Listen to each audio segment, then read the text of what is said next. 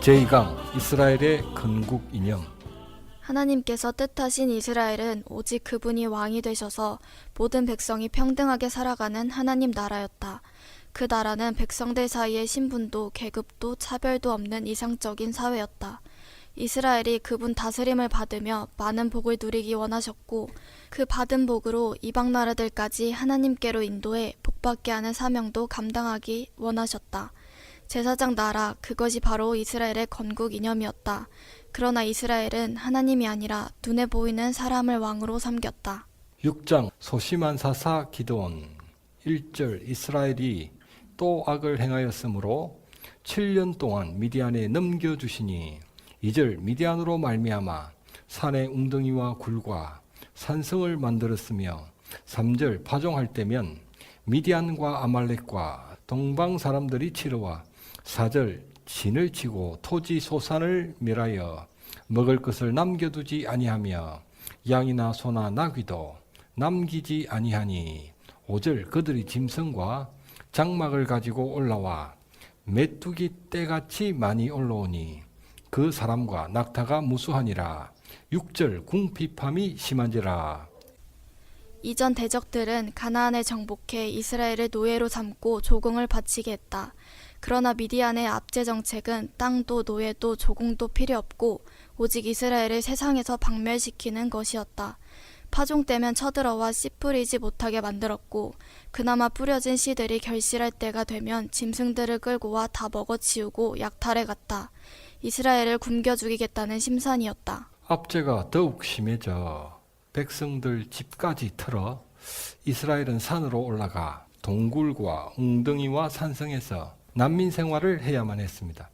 시스라 철병거 때에는 외출하지 말아야 했는데 철병거가 무서워서 외출하지 말아야 했는데 이 당시에는 가출을 해야만 살 수 있었던 것입니다. 이스라엘이 가나안에 정착하며 제일 염려했던 것은 어떻게 농사를 짓느냐였다. 시행착오를 겪으며 어느덧 파종도 추수도 할 수 있게 되었다. 그러나 파종과 추수만 할 줄 알 뿐 파종할 씨와 추수할 곡식을 주시는 하나님은 알지 못했다. 한 해 동안 땀 흘리며 거둔 결실을 대적이 다 약탈해 가니 모든 게 허사였다. 너를 책망할 것이 있나니 너의 처음 사랑을 버렸느니라.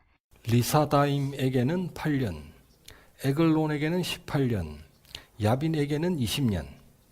기간은 7년으로 줄었지만 그 수위는 더 심해졌던 것입니다.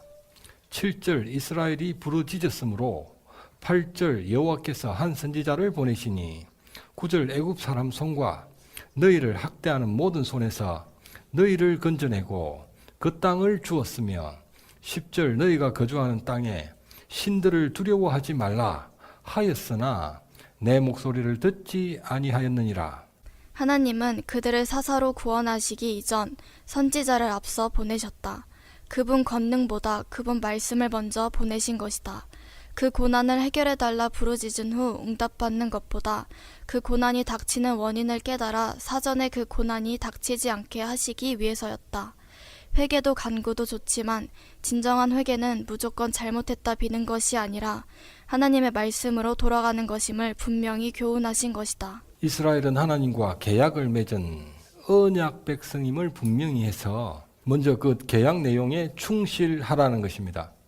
기독교는 지성이면 감천인 종교가 아닌 것입니다. 열심히 한다고 하나님 응답해 주시고 진심으로 한다고 하나님께서 상 주시는 그런 종교가 아니라는 것입니다.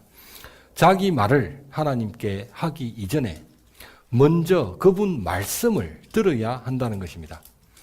기독교의 본질은 오직 말씀입니다. 말씀으로부터 출발해서 말씀으로 완성되는 것이 기독교다. 11절 여호와의 사자가 오브라 상수리 나무 아래에 앉으니라. 기드온이 미디안에게 알리지 아니하려 하여 밀을 포도주 틀에서 타작하더니. 밀 타작은 넓은 타작 마당에서 하는 것이지만 기드온은 포도주 틀에서 하고 있었다. 껍질과 먼지가 많이 날려 좁은 공간에서는 숨도 제대로 쉴 수 없다. 밀 타작은 넓은 들판에서 이왕이면 바람도 불어 껍질과 먼지를 날려버릴 수 있는 곳에서 하는 것이다. 현재 발굴된 당시 포도주 틀에는 바위 가운데에 1m 30에서 50 정도의 웅덩이가 있고 그 바닥에는 밖으로 연결되는 구멍이 뚫려 있다. 그 웅덩이에 포도를 넣고 발을 깨끗이 씻은 사람이 들어가 지근지근 밟으며 바닥구멍으로 포도주즙이 밖으로 흘러나온다. 밀타작은 껍질과 먼지 때문에 이왕이면 넓은 곳에서 하지만 포도주즙을 짜는 것은 불수물이 들어가지 않도록 바람이 불지 않는 밀폐되고 깨끗한 곳에서 하는 것입니다. 그런데 기도는 밀타작을 넓고 개방된 공간이 아니라 좁고 밀폐된 공간에서 하고 있는 것입니다. 들키지 않기 위해서였습니다. 그는 껍질과 먼지에 숨이 막혔을 것입니다. 이스라엘은 또 울기 시작했습니다. 배가 고파서도 울고 자기 집을 두고 두더지처럼 산에 숨어 사는 척박한 현실에 눈물을 흘리지 않을 수 없었을 것입니다. 12절 여호와 사자가 기드온에게 이르되 큰 용사여 여호와께서 너와 함께 계시도다. 큰 용사여 여호와께서 너와 함께 계시도다. 갑자기 들려온 그 소리에 기드온은 화들짝 놀랐을 것이다. 포도주 틀 깊이가 1m 30에서 50 정도밖에 되지 않아 그는 들킬까봐 머리를 숙인 꾸부정한 자세로 가슴 졸이며 타작하고 있었기 때문이다. 그 좁은 공간에서 타작했음을 감안한다면 그 빌 양도 많지 않았을 것이다. 13절 오 나의 주여 여호와께서 우리와 함께 계시면 어찌하여 이 모든 일이 우리에게 일어났나이까. 여호와께서 우리를 버리사 미디안 손에 넘겨주셨나이다. 14절 여호와께서 이르시되 너는 가서 이스라엘을 미디안 손에서 구원하라. 15절 오 주여 내가 무엇으로 이스라엘을 구원하리이까. 나의 집은 므낫세 중에 가장 약하고 나는 내 아버지 집에서 가장 작은 자이니다. 하나님의 부르심에 모세처럼 발뺌을 하고 있습니다. 16절 여호와께서 이르시되 반드시 너와 함께 하리니 내가 미디안 치기를 한 사람을 치듯 하리라. 기드온은 자신에게 이스라엘을 구원할 어떤 방법도 없다 말했다. 하나님은 모세에게처럼 오직 그와 반드시 함께 계시겠다는 약속만 해주셨다. 하나님이 곧 방법이며 길이란 의미다. 기드온이 큰 용사일 수 있는 것은 하나님께서 장차 그로 하여금 그 무엇을 소유케 하셔서 그의 힘으로 삼게 하실 것이기 때문이 아니다. 크신 하나님께서 그와 함께 하시기 때문이다. 17절 기드온이 나와 말씀하신 이가 주 되시는 표징을 보이소서. 18절 예물을 가지고 주 앞에 드리기까지 떠나지 마시기를 원하나이다. 19절 기드온이 가서 예물들을 준비하여 그에게 드리매 20절 하나님의 사자가 고기와 무교병을 이 바위 위에 놓고 국을 부어라. 기드온이 그대로 하니라. 21절 여호와의 사자가 지팡이 끝을 내밀어 고기와 무교병에 대니 불이 바위에서 나와 고기와 무교병을 살랐고 여호와의 사자는 떠나 보이지 아니하는지라. 여호와의 사자가 손에 잡은 지팡이 끝을 내밀어 그의 제물에 대자 마치 호렙산 반석에서 물이 나왔던 것처럼 바위에서도 불이 나와 그 제물을 불살랐다. 바위는 예수 그리스도를, 지팡이는 하나님의 일꾼을 상징한다. 지팡이에서 불이 나온 것은 아니었지만 기도온 시선을 바위에게 집중시키는 역할을 했다. 그처럼 하나님의 일꾼은 모든 사람들을 오직 예수 그리스도께 주목시켜야 한다. 지팡이는 능력을 갖춘 화염 방사기가 아니라 주인 뜻대로 움직이는 리모컨이었습니다. 22절 슬프도소이다 여호와여 여호와의 사자를 보았나이다. 23절 안심하라 죽지 아니하리라. 여호와 사자를 직접 보면 죽는다고 생각한 것입니다. 24절 기드온이 여호와를 위하여 제단을 쌓고 여호와 샬롬이라 하였더라. 하나님은 평강이라 하였더라. 25절 그날 밤에 여호와께서 7년 된 수소를 끌고 오고 바알 제단을 헐며 아세라상을 찍고 26절 이 산성 꼭대기에 제단을 쌓고 그 수소를 잡아 찍은 아세라 나무로 번제를 드릴지니라. 이스라엘의 근본 문제는 대적 미디안에게 압제당하는 것이 아니라 그분이 아닌 우상을 하나님으로 섬기는 것이었다. 하나님은 미디안에게 압제당했던 세월과 동일한 7년 된 둘째 수소와 찍어버린 아세라를 땔감 삼아 그분께 속죄하기를 원하셨다. 우상을 제거해야만 그와 함께 계시는 하나님과 그도 온전히 함께할 수 있기 때문이다.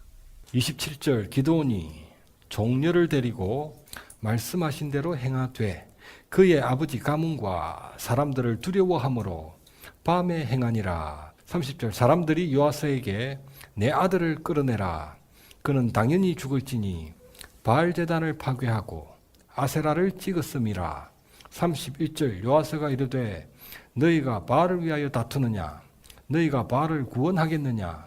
바알이 과연 신일진데 그 제단을 파괴하였은즉 그가 다툴 것이니라. 32절 그날에 기드온을 여룻바알이라 불렀으니 성읍 사람들은 기드온을 죽이려 했다. 하나님은 우상을 숭배하는 사람을 죽이고 우상도 회파하라 명령하셨지만 그들은 도리어 우상을 회파한 사람을 죽이려 한 것이다. 그날 이후 기드온은 사람들에게 여룻바알이라 불리었다. 여룻바알은 바알이 다툴 것이라는 의미다. 기드온은 소극적으로 그 일을 행했을 뿐이었지만 성읍 사람들이 그를 신과 싸우는 큰 용사라 부르기 시작한 것이다. 33절 미디안과 아말렉과 동방 사람들이 함께 요단강을 건너 이스라엘의 진을 친지라. 34절 여호와의 영이 기드온에게 임하시니 기드온이 나팔을 불매 아비에셀이 그 뒤를 따라 부름을 받으니라. 11절 아비에셀 사람들이 기드온을 죽이려 했던 성읍 사람들입니다. 11절에 보면 아비에셀이 기드온을 아까 죽이려고 난리를 쳤거든요. 근데 딱 여호와의 영이 임하고 기드온이 나팔을 부니까 기드온을 죽이려 했던 그 사람들이 제일 먼저 뒤따랐다. 35절 기드온이 사자들을 므낫세와 아셀 지파와 스불론 지파와 납달리에 보내매 그 무리도 그를 영접하더라. 36절 기드온이 하나님께 여쭈되 주께서 이미 말씀하신 바와 같이 내 손으로 이스라엘을 구원하시려거든. 37절 양털 한 뭉치를 타작마당에 두리니 이슬이 양털에만 있고 주변 땅은 마르면 주께서 말씀하신 것 같이 내 손으로 구원하실 줄을 내가 알겠나이다. 38절 그대로 되니라. 39절 또 하나님께 여쭈되 주여 내게 노하지 마옵소서. 이번만 양털로 시험하게 하소서.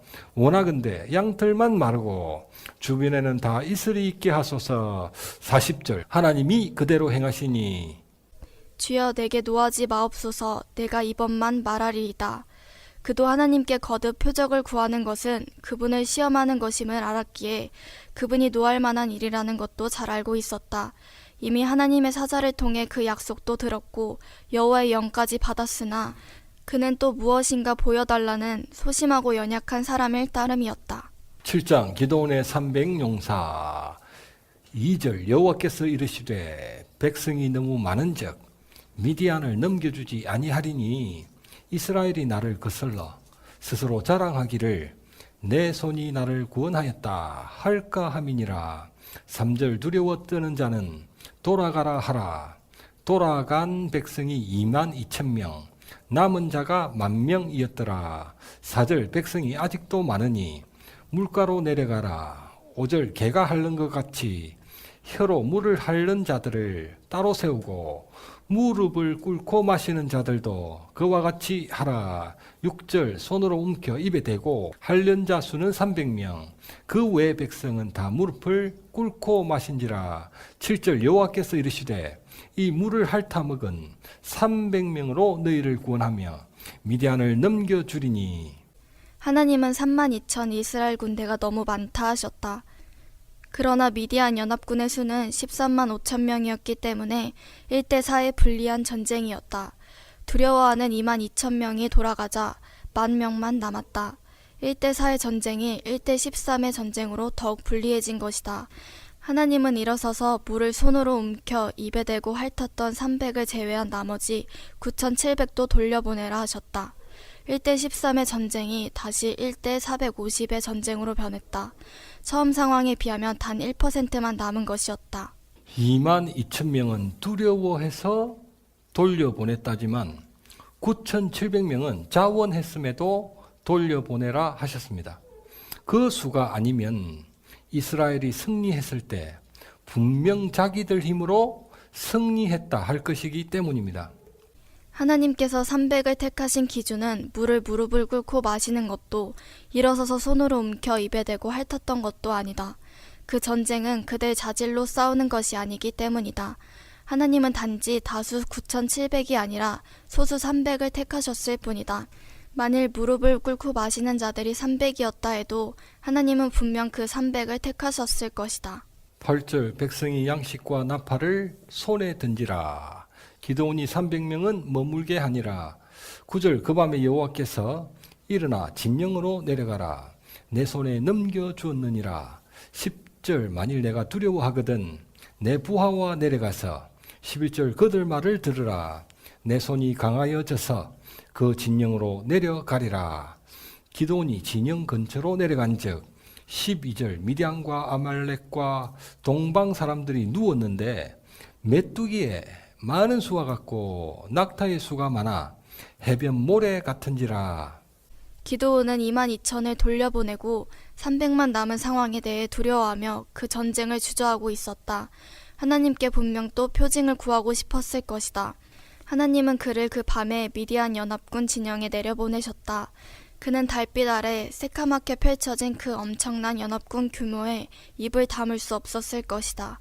그 순간 하나님은 그에게 다시 표징을 듣게 하셨다. 13절 어떤 사람이 꿈을 말하여 한 꿈을 꾸었는데 보리떡 한 덩어리가 미디안 진영으로 굴러들어와 한 장막을 쳐서 그 장막이 쓰러지더라. 가나안 자들의 주식이었던 보리떡은 이스라엘을 상징한다. 전능하신 하나님 백성임에도 불구하고 이방에게 압제받는 별 볼 일 없는 존재들로 살아가고 있었기 때문이다. 300용사도 상징한다. 그들은 13만 5천 미디안 연합군에 비해 미미한 존재들이었기 때문이다. 무엇보다 기드온을 상징하고 있다. 하나님 사자를 만나 승리를 약속받고 표징을 3번이나 보고도 두려워 담대히 나서지 못하는 유약한 존재였기 때문이다. 14절 친구가 대답하여 이는 다른 것이 아니라 기드온의 칼이라. 기드온의 칼이라. 하나님이 미디안을 그 손에 넘겨주셨느니라. 두 보초병의 꿈도 그 해몽도 놀라운 것이었다. 기드온의 이름이 아직 미디안 연합군 측에 노출된 적이 없었음에도 그들은 그 이름을 알고 있었다. 무엇보다 그 입술에서 하나님께서 기드온에게 해주셨던 미디안을 내 손에 넘겨주리니 라는 말씀이 다시 흘러나왔던 것이다. 그가 보여달라 구한 표징들이 아니라 하나님께서 들려주시는 표징으로 인해 그 약속을 확신하게 된 것이다.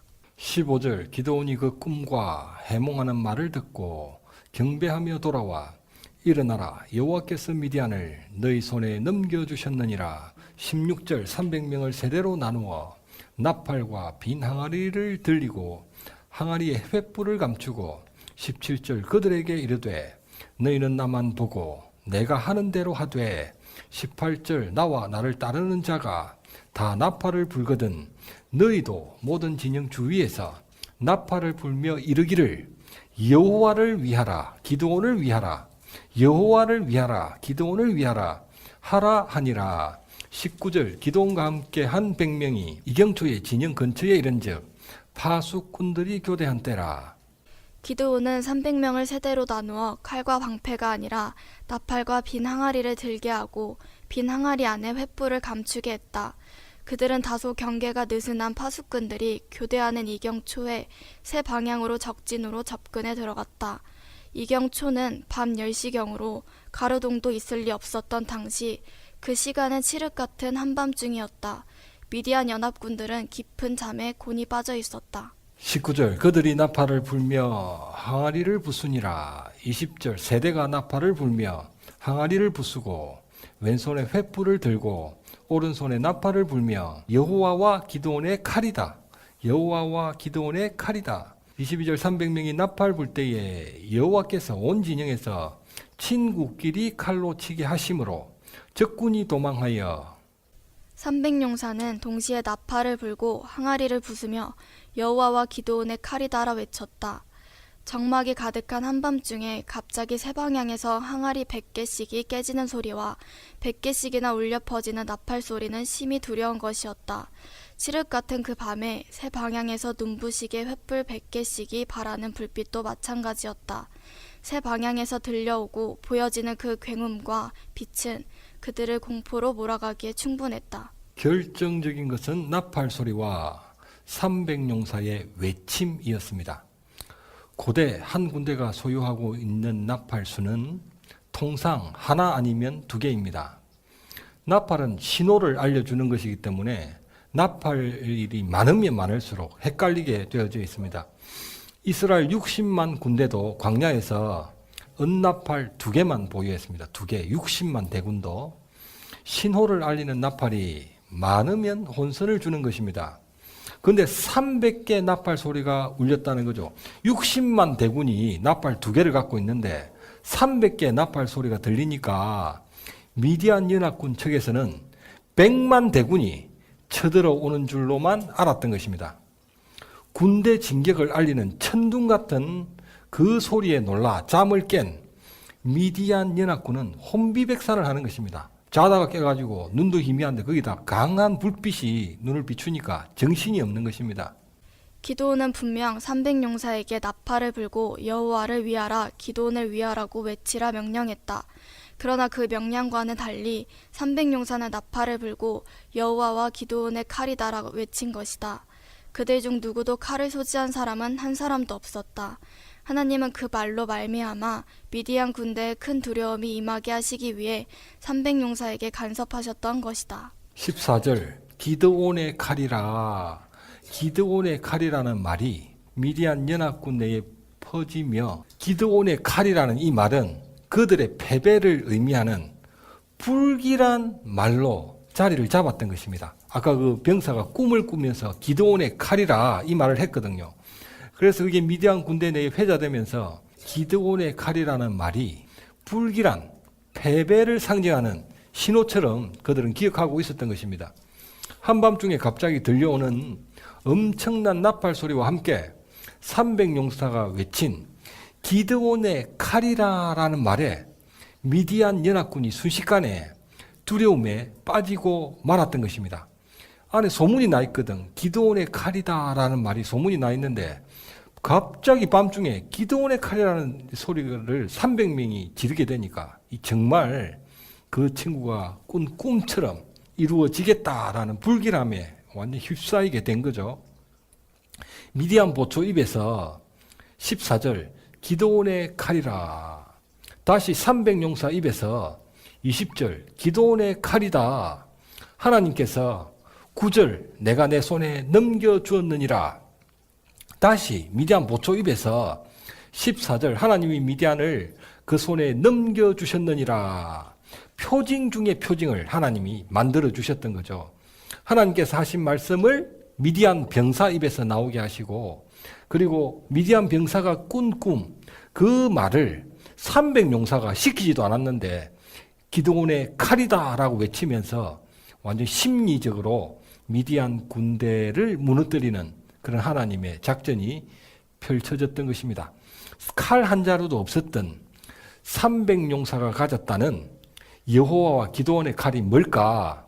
온전한 그들의 믿음입니다. 믿음이 바로 칼이었던 거예요. 하나님은 그 순종을 들으시고 미디안 연합군이 갖고 있는 13만 5천 자루의 칼로 스스로 자멸하게 만들었던 것입니다. 23절 이스라엘은 미디안을 추격하였더라. 24절 기드온이 사자들을 보내 에브라임 온 산지에 두루 다니게 하여 내려와 미디안을 치고 25절 미디안 두 방백 머리를 기드온에게 가져왔더라. 8장 왕같은 사사 기드온. 1절 에브라임 사람들이 미디안과 싸우려 갈 때에 우리를 부르지 아니하였으니 그와 크게 다투는지라. 2절 기드온이 이르되 에브라임의 끝물 포도가 너희 최하급 포도가 아비에셀 만물 포도보다 우리 최상급 포도보다 낫지 아니하냐. 너희가 거둔 전쟁 마무리가 우리가 시작한 전쟁의 시작보다 낫지 아니하냐라고 이야기를 한 겁니다. 3절 그들 노여움이 풀리니라. 4절 기드온과 300명이 요단강에 이르러 건너고 피곤하여 추격하며 5절 숫곳 사람들에게 나를 따르는 백성들이 피곤하니 떡덩이를 주라. 미디안 왕들 뒤를 추격하고 있노라. 6절 세바와 살문나손이 내 손에 있다는 거냐? 어찌 떡을 주겠느냐? 8절 거기서 버니엘로 올라가 그들에게도 구한즉 버니엘 사람들의 대답도 숫곳과 같은지라.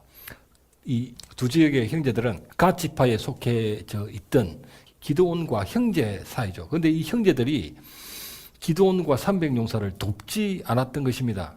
7절 기드온이 이르되 여호와께서 세바와 살문나를 내 손에 넘겨주신 후에 들가시와 찔레로 너희 살을 찢으리라. 9절 평안이 돌아올 때에 이 망대를 흘리라. 12절 두 왕 세바와 살문나를 사로잡고 온 진영을 격파하니라.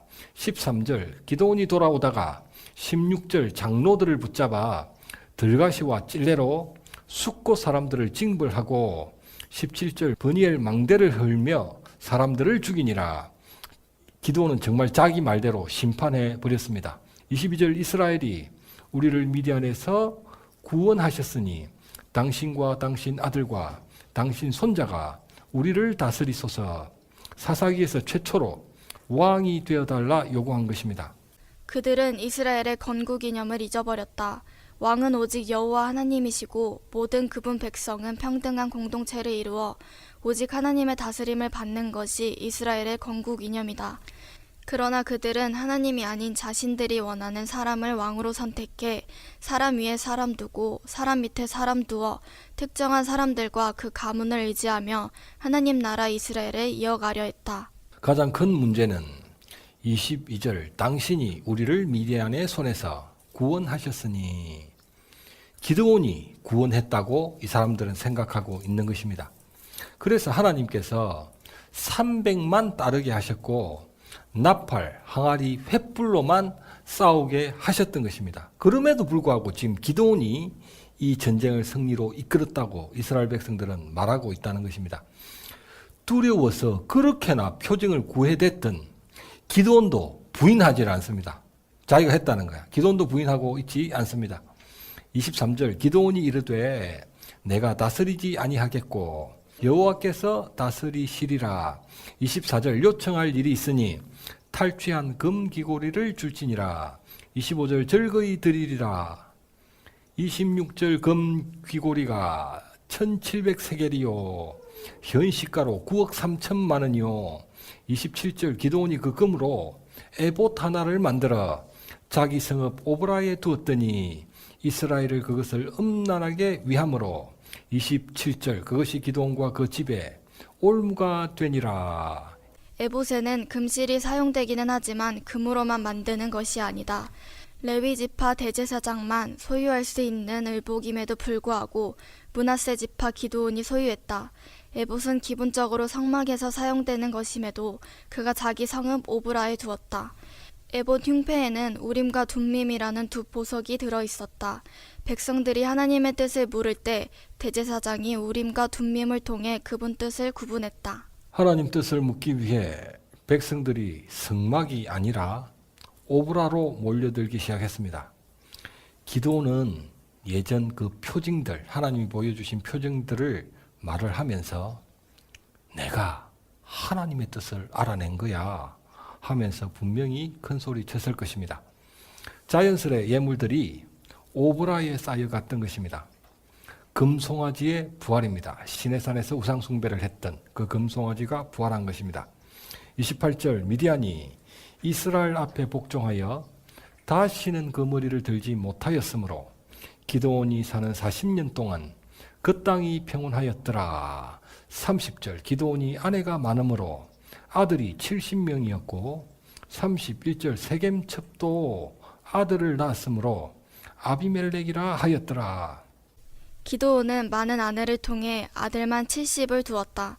딸은 얼마나 되었으며 아내는 몇 명이나 둔 것일까? 심지어 세겜첩에게서 아비멜렉까지 얻었다. 하나님은 왕에게 아내를 많이 두지 말라 명령하셨다. 이 말씀은 왕에게만 해당하는 율법이 아니다. 백성들은 아내를 많이 둘 능력이 없었을 뿐 사실 모든 이스라엘 남자들에게 해당하는 율법이었다. 많은 아내뿐 아니라 쫓아내야 할 이방인 첩도 두었고 은금도 많이 쌓지 말라 하셨지만 금고리로 은금도 많이 쌓았습니다. 31절 아비멜렉이라는 이름은 그 의미가 나의 아버지는 왕이다 라는 뜻입니다. 나의 아버지는 왕이다. 아비멜렉의 아버지는 기드온이죠. 기드온 자기가 왕이라는 거예요. 자기가 이제 왕이 되진 않았지. 왕이 되진 않았는데 세상에 아들 이름을 나의 아버지는 왕이다 라고 지어줬던 것입니다. 겉으로는 제가 되지 않겠습니다 라고 말했지만 실제로는 자기가 왕이라고 생각하고 있었던 것입니다. 왕이 되지 않았을 뿐 왕처럼 살았던 것입니다. 16절 숫곳 사람들과 17절 버니엘 사람들을 죽인 것도 그들이 잘못을 했죠. 가치파 형제들인데 아니 기드온과 300용사가 그 미디안 연합군을 무찌르는데 도와줘야지. 그런데 도와주지 않았던 것은 잘못된 일이죠. 그런데 기드온이 너무 지나치게 형제를 학살해버렸던 것입니다. 이 가치파 형제들은 이 미디안 연합군하고 같은 땅에서 살고 있거든요. 금 하나만 그어놓고. 그러니까 눈치를 안 볼 수가 없는 거야. 야, 걔들이 지금 다 죽은 것도 아닌데 내가 기드온 너를 도와줬다가 나중에 어떤 일을 당할 줄 알고 내가 지금 도와줄 수 있겠느냐 이렇게 말한 거예요.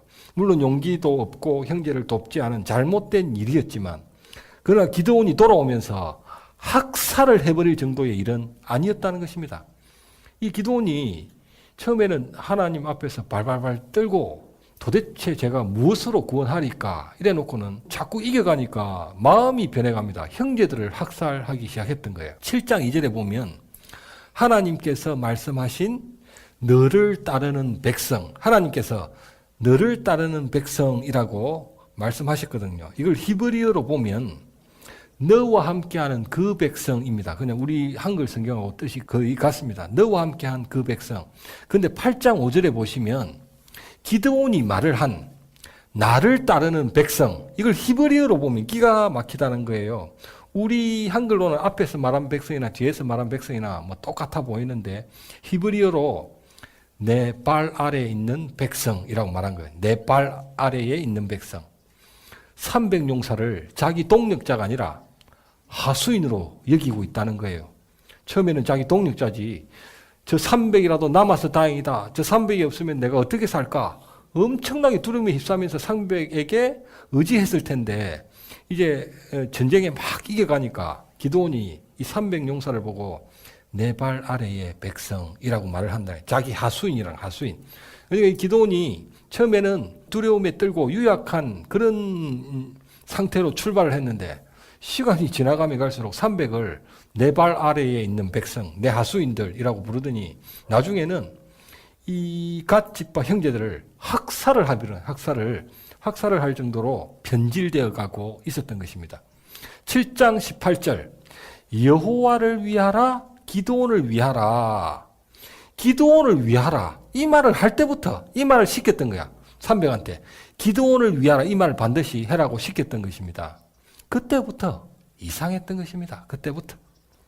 33절 기드온이 죽음에 이스라엘이 돌아서서 바알들을 따라가 음행하였으며 34절 자기들을 건져내신 여호와 하나님을 기억하지 아니하며 기드온이 죽자 이스라엘은 이내 하나님을 버리고 바알을 섬겼다. 그들을 구원한 이는 하나님이 아니라 바로 기드온이라 여겼기 때문일 것이다. 그럼에도 불구하고 그의 집도 후대하지 않는 배은망덕한 백성들이 바로 이스라엘이었다. 9장 왕이 된 아비멜렉 1절 여룻바알의 아들 아비멜렉이 세겜에 가서 어머니 형제에게 2절 세겜 사람들에게 말하라. 여룻바알의 아들 70명이 너희를 다스림과 한 사람이 너희를 다스림이 어느 것이 나으냐. 나는 너희 골육임을 기억하라. 혈연과 지연을 앞세워 왕이 되려고 하고 있습니다. 아비멜렉은 기드온이 세겜 처백에서 낳은 아들이었다. 그는 기드온의 아내들에게서 태어난 70명 아들들과는 달리 서자였다. 그는 기드온이 죽자 기업을 물려주지 않기 위해 자신의 70명 아들들이 해칠까봐 두려워했을 것이다. 그래서 기드온은 왕처럼 살았으나 그 아들 아비멜렉은 왕으로 살기로 결심했다. 아버지가 왕처럼 사는 모습을 보고 자란 아비멜렉이 아버지의 사고방식을 그대로 이어받아 해서는 안 될 사실상 세습을 택한 것이었다. 4절 바알브릿 신전에서 언 70개를 주매 경박한 사람들을 사서 자기를 따르게 하고 군대를 조직한 것입니다. 5절 그 아버지의 집으로 가서 형제 70명을 한 바위 위에서 죽였으되 다만 막내 아들 요담은 숨었으므로 남으니라. 6절 세겜과 밀로 족속이 세겜 상수리 나무 기둥 곁에서 아비멜렉을 왕으로 삼으니라. 여호수아 24장 25절부터 27절. 그날에 여호수아가 세겜에서 백성과 더불어 언약을 맺고 그들을 위하여 율례와 법도를 제정하였더라.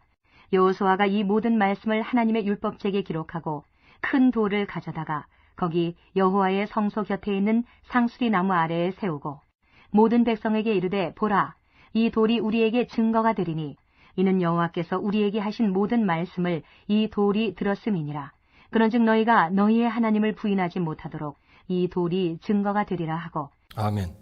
여호수아가 유언을 남긴 장면이죠. 여호수아 이제 마지막 이스라엘 백성들에게 마지막 교훈을 하면서 하나님과의 언약을 갱신하는 그런 장면입니다. 하나님과 언약을 다시 한번 확인하고 맺는 큰 돌을 가져다가 여호와 성소 곁에 있는 상수리 나무 아래에 세우고, 상수리 나무가 여기 나옵니다.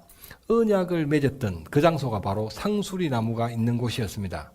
바로 그 여호와 성소 앞에서 아비멜렉을 왕으로 선포하고, 그 성소에 계신 하나님은 왕을 세우지 말라고 했는데 바로 그 성소 앞에서 아비멜렉이 왕이다 라고 선포하고, 그리고 심지어는 바알을 하나님으로 천명했던 것입니다. 바알이 하나님이라는 거예요. 바알이.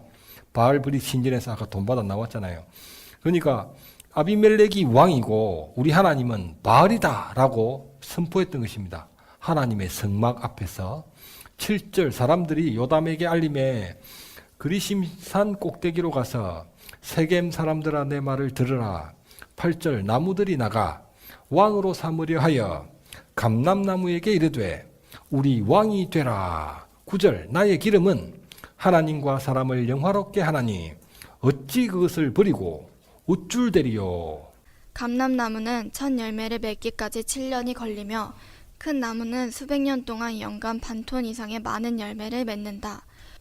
올리브유는 성막 기구들에도 바르고 왕 선지자 제사장 머리에도 부었으며 성소 금 등잔대 불을 밝히는 기름으로도 사용되었다. 소재에도 첨가해 감람나무는 하나님을 영화롭게 하는 나무였다. 사람도 영화롭게 합니다. 콜레스테롤을 떨어뜨려 피를 맑게 하고 골다공증, 노화, 치매, 심장병 등을 예방합니다. 이 올리브유가 그렇게 좋아요.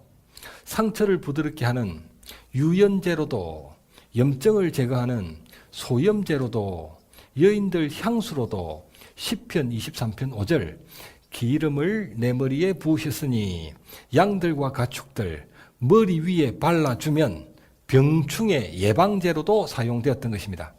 무엇보다도 감람나무는 자기 기름이 성령 하나님을 상징한다는 것에 아주 만족했을 것입니다. 10절 무화과 나무에게 이르되 우리 왕이 되라. 11절 나의 단 것과 나의 아름다운 열매를 어찌 버리고 우쭐대리요. 무화과 나무는 꽃 없이 열매를 맺는 나무라는 의미다. 그러나 꽃 피우지 않고 열매를 맺는 나무는 없기 때문에 실은 꽃 피우지 않는 것이 아니라 너무 작아 보이지 않는 것이다. 무화과는 꽃으로 사람의 눈을 기쁘게 하는 나무가 아니라 열매로 사람의 입을 기쁘게 하는 나무다. 열매를 빵과 함께 먹거나 말려 유목 생활 중 들고 다닐 수가 있어 사람들에게 유용한 과일이었습니다. 무엇보다도 무화과 나무는 그 잎이 최초로 죄인의 수치를 가려 주었다는 것이 아주 자랑스러웠을 것입니다. 12절 포도나무에게 우리 왕이 되라. 13절 하나님과 사람을 기쁘게 하는 내 포도주를 어찌 버리고 우쭐대리요. 포도로 만든 포도주는 하나님께 부어드리는 전제에 사용되어 하나님께도 단 포도 열매와 더불어 사람에게도 기쁨을 주었다. 특히 가나안 땅은 일조량이 많고 비가 적게 오기 때문에 열매들이 다른 나라보다 훨씬 달다. 당시 포도주는 사람의 상처를 소독하는 소독약으로도 사용되었다. 무엇보다도 포도나무는 자기 포도주가 예수 그리스도의 보혈을 상징한다는 것에 아주 만족했을 것입니다. 이 세 나무는 그 지역에서 가장 귀하고 유용한 3대 과수며 그들 모두는 이스라엘 백성이 스스로 왕이 되어서는 안 될 이유를 잘 설명하고 있습니다. 그 이유는 왕이신 하나님께서 주신 사명을 감당해야 하기 때문입니다. 스스로 왕이 되어 우쭐대는 것보다 각자 사명을 감당해 하나님과 사람을 영화롭고 기쁘게 하며 사는 삶이 더 복된 것이라 그들은 말하고 있었던 것입니다. 14절 모든 나무가 가시나무에게 우리 왕이 되라. 15절 가시나무가 나를 너희 왕으로 삼겠거든 내 그늘에 피하라. 가시나무는 기름도 열매도 없는 나무다. 가구들을 만들 수 있는 목재로도 사람들 눈을 즐겁게 하는 관상용으로도 쓰이지 않는다. 가시나무는 잎 크기도 작고 많지도 않으며 줄기도 가늘어 그늘이 형편없음에도 불구하고 나무들에게 자기 그늘로 피하라고 말했다. 가까이 가면 갈수록 찔릴 뿐이었지만 멀리 가면 불로 태워버리겠다고도 경고했다. 가시나무는 도무지 왕이 될 자질이 없음에도 스스로 우쭐거린 것입니다. 15절 그리하지 아니하면 불이 가시나무에서 나와 레바논 백향목을 사를 것이니라. 백향목은 레바논 고산 지역에서 자라며 향이 좋고 곱게 뻗어 40m까지도 자란다. 수령이 3,000년 이상 되는 것이 있을 정도로 천천히 자라며 단단하기로 유명하다. 그래서 이 레바논 백향목으로 하나님 성전도 짓고 이스라엘 왕궁도 지었다. 백향목은 레바논 국기에도 들어갈 정도로 레바논의 자랑이기도 하다. 그런데 왜 가시나무가 감람나무도 무화과 나무도 포도나무도 아닌 백향목을 불사르겠다 했을까? 백향목은 가시나무 눈에 가시 같은 존재였기 때문입니다. 형도 좋다지 40m까지 곧게 뻗으며 자라. 외모가 출중한 겁니다. 이 백향목은. 또 나무가 하얘가지고 막 너무 고급스러워 보이거든. 하나님 성전과 이스라엘 왕궁을 지을 정도로 유용했던 것입니다. 레바논 국기에 들어갈 정도로 인기도 많았던 거죠. 백향목은 나무들의 왕은 아니었지만 나무들 왕과도 같은 나무였던 것입니다. 그러니까 가시나무가 시기를 했던 것입니다. 그래서 그 왕 같은 백향목을 불사를 것이라 했던 것입니다. 16절 진실하고 의로우냐. 19절 진실하고 의로운 일이면. 요담은 세겜 사람들에게 진실함과 의로움을 거듭 외쳤다. 하나님의 말씀인 진실함과 믿음으로 순종하는 의로움은 모든 하나님 언약 백성이 가져야 할 기본 덕목이다. 아비멜렉이 왕이 되는 것은 진실함도 의로움도 아니었다. 그러므로 이제는 여호와를 경외하며 온전함과 진실함으로 그를 섬기라. 요담이 그리심산 꼭대기에서 외쳤던 진실함과 의로움은 세겜에서 여호수아가 언약 백성 이스라엘에게 명령했던 온전함과 진실함이 그 순서만 바뀌었을 뿐 동일한 히브리어 에메트와 탐임이다. 20절 그렇지 아니하면 아비멜렉에게서 불이 나와 세겜과 밀로의 집을 살을 것이요.